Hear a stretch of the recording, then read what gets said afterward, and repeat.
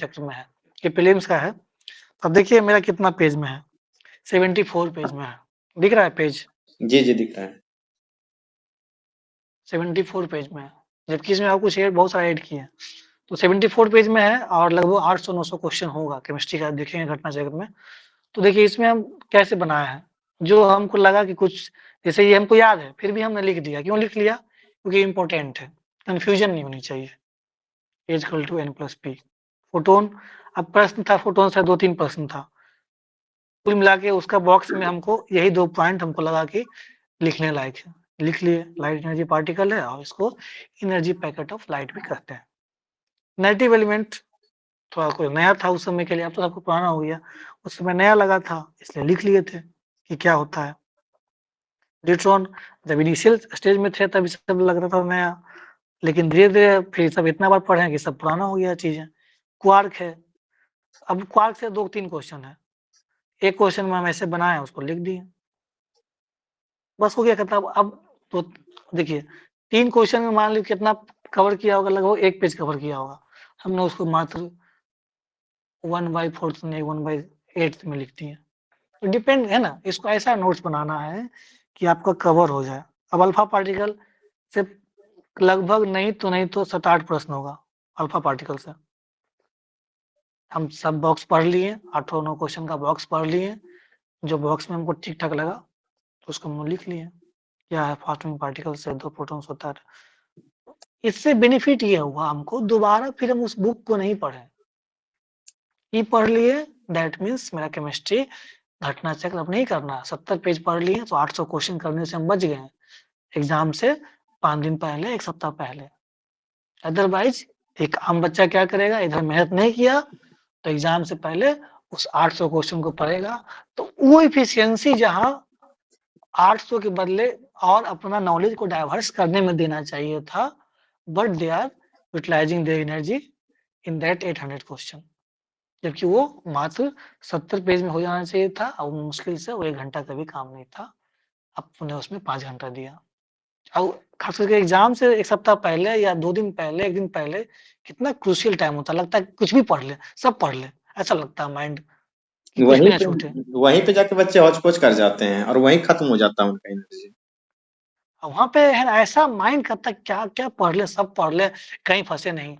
और उस समय जो आपका शॉर्ट क्रिस्प होता है ना, अब जब पढ़ के जाएँगे ना सारा सब कब मेन ओपन कॉम्पिटिशन का सबसे बड़ा चैलेंज ये है कि आपको हर सब्जेक्ट कवर करना है। क्यों?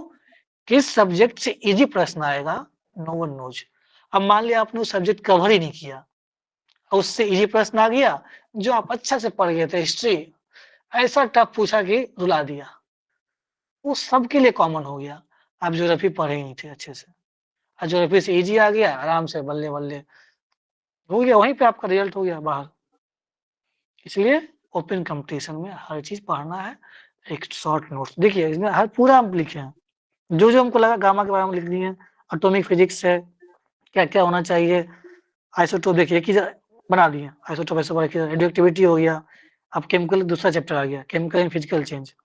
इसमें जो जहाँ जैसे इससे प्रश्न हमेशा पूछता है, what form of energy, heat वाला है, ऑक्सीडेशन वाला है, वाटर पोटेंशियल हमेशा प्रश्न आता है, वाटर पोटेंशियल से इसको थोड़ा-सा ज़्यादा बड़ा में लिखे हैं, क्योंकि इससे प्रश्न हमेशा आता है, मरकरी वाला से प्रश्न आता है, बॉइलिंग पॉइंट से प्रश्न आता है, जब इम्प्यूरिटीज़ को हम लोग मिक्स करते हैं तो क्या रिजल्ट होता है, इससे प्रश्न आता है। देखिए इसको हाइलाइट करके लिखे हैं, पीवीवीआई कर दिए हैं, ऑस्मोसिस है, रिवर्स ऑस्मोसिस है।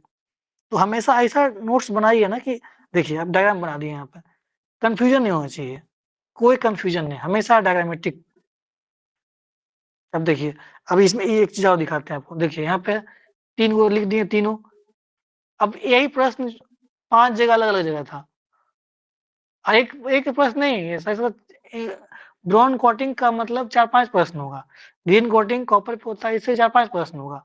एक जगह लिख दो यार खत्म हो गया कहानी। कभी ये कितना मेटल है, नहीं है, इसको एक ही जगह लिख दो। बना बनाया मिलेगा, लेकिन जब आप क्वेश्चन करके बना रहे हैं ना, तो आपका ऑलरेडी कॉन्फिडेंट हो रहा है कि नहीं I have covered, I have done all the questions, 800 question, 850 questions जो भी है। तो एक अलग कॉन्फिडेंट बूस्ट करता है। बना बनाया क्रीम तो खाइएगा तो फिर वही दिमाग तो काम किया नहीं, वही न्यूरालिंक वाला प्रोसेस हो गया। और कुश्ती बिस्कुट खा के नहीं लड़ा जाता है, ये आप जानते हैं ना। ठीक है, सब कुछ देखिए, अब दिखाते हैं आपको एक चीज़ आओ।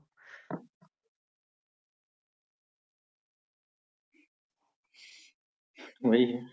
देखिए ये जितना इम्पोर्टेंट था एलवाई एक जगह लिखा गया, जितना जितना था वो सब तो बाकी पढ़े होंगे, लेकिन मुंज, बेबिट, इनवार, इनकॉलिनल थोड़ा-सा अलग है। बाकी सब तो पढ़े किए होंगे आप। सोल्जर शोल्डर पढ़े होंगे, ब्रोंज पढ़े होंगे, ये सब पढ़े होंगे, लेकिन आदमी अगर मान लिया यहाँ पूछ दिया, यहाँ पे मिस कर गया, जबकि तो ये होना चाहिए कि मिस नहीं करना है।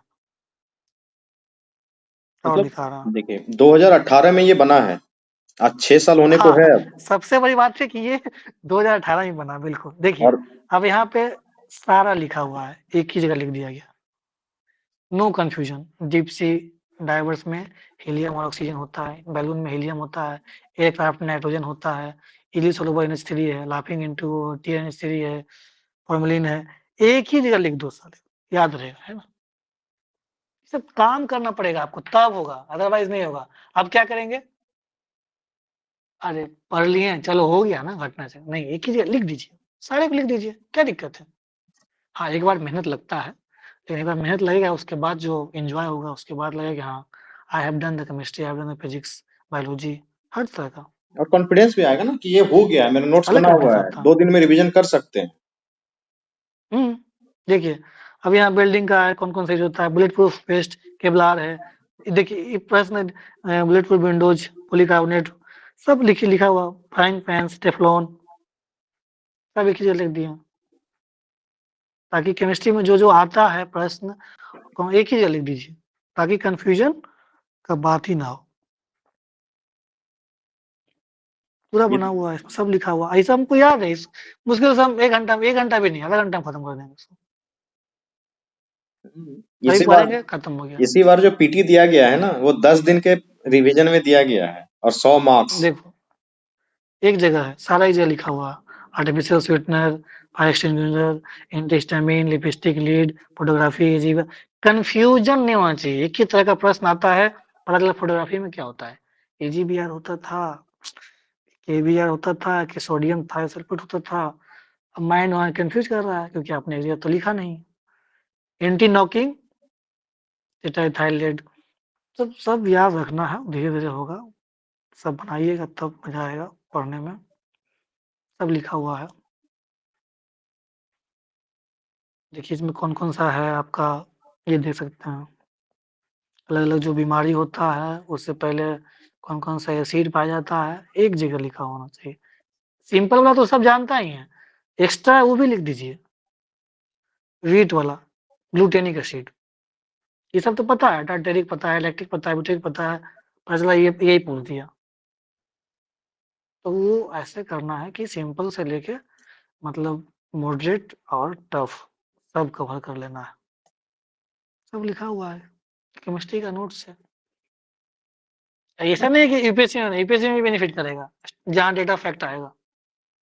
नोट्स बेकार नहीं जाता है, जब आप अच्छे से पढ़ेंगे, उसको एनालिसिस करेंगे, उसको लिखेंगे। और ये नोट्स बनाने के बाद डिजिटल फॉर्मेट में ये सेव है, किताब कॉपी हाँ, इसको इसलिए खो भी सेव जाए। लिखते हैं क्योंकि किताब किताब खो भी जाए, कहीं जाना हो, रिवीजन करना हो तो किताब कौन ढो के ले जाएगा? इसी में पढ़ लो। मोबाइल लेते जाओ, मोबाइल में अब तो टैब हो गया तो आओ, ईज़ी हो गया है। तो यही है बेनिफिट्स है सब, और बिल्कुल डिजिटल सर। तो सीखना ही है। हुँ। आप लोग भी जो है ना बनाइए प्लीज, आपसे बहुत नम्र निवेदन है। जो 75 डेज होमवर्क सीरीज के बच्चे थे उनको नोट्स बनाने के लिए कहा गया था। आप समझ सकते हैं सर कि आज 37वां दिन है, शायद 37 या 38 दिन है। मैं उसको आज रिव्यू ले रहा था उस बैच का। उस बैच में इस 37 दिन के दरमियान हिस्ट्री का घटना चक्र और ज्योग्राफी पॉलिटी का घटना चक्र, 2 घटना चक्र 37 दिन में खत्म हो गया। सिर्फ घटना चक्र की बात नहीं है, उसके साथ साथ उसके करंट अफेयर और साइंस के भी बहुत सारे टॉपिक खत्म हो गए हैं। मैंने बच्चों को बोला कि लेकिन नोट्स नहीं बना होगा। हाँ, नहीं, हुँ। मैंने मंगवाया नोट्स की प्लीज आप जिन जिन भी बच्चों ने नोट्स बनाया है हमें भेजें, ग्रुप में शेयर कर दें, कहीं हमको भेज दें। एक भी बच्चे ने नोट्स नहीं भेजा। शुरुआत में 2-3 लड़कों ने भेजा था सर मैं नोट्स बना रहा हूँ, वो भी आज चुप हैं। वो एक बात पेड और, कुछ वो बच्चे पेड आपको सर पेड बोलेंगे कि बच्चे हैं, वो फ्री वाले बच्चे नहीं हैं, वो पेड बच्चे हैं। रुपेश सर हाँ। कुछ बच्चे बोलेंगे ये वाला नोट शेयर करवा दीजिए ना सर, ये आप जान लीजिए कभी शेयर नहीं करेंगे हम। क्यों? फिर तो आप लोग मेरे जो है ना, नोट्स का आपको बेनिफिट नहीं होगा, कभी बेनिफिट नहीं होगा। अपना बनाया हुआ नोट्स जो बेनिफिशियल होता है ना वो देखिए, अगर देखिए ईमानदारी पूर्वक आप बनाइए ना, नहीं होगा तो एग्जामिनेशन के समय हम लोग देखेंगे ही, जो भी करना होगा बिल्कुल करेंगे ही, लेकिन पहले कुछ तो प्रयास कीजिए। बना बनाया चीजों से फायदा आपका नहीं होने वाला है, ये सर का नहीं निर्णय होगा, फायदा नहीं होता। अगर ऐसा होता तो हर एक साल टॉपर का नोट्स पब्लिश होता है, हर एक साल उसका बच्चा पढ़े, रैंक 1 ले आए। है। ऐसा होता है क्या? नहीं होता है ना। हर एक साल नया नया टॉपर बनता है और सबका अपना अपना अलग स्ट्रेटजी होता है, यूनिक स्ट्रेटजी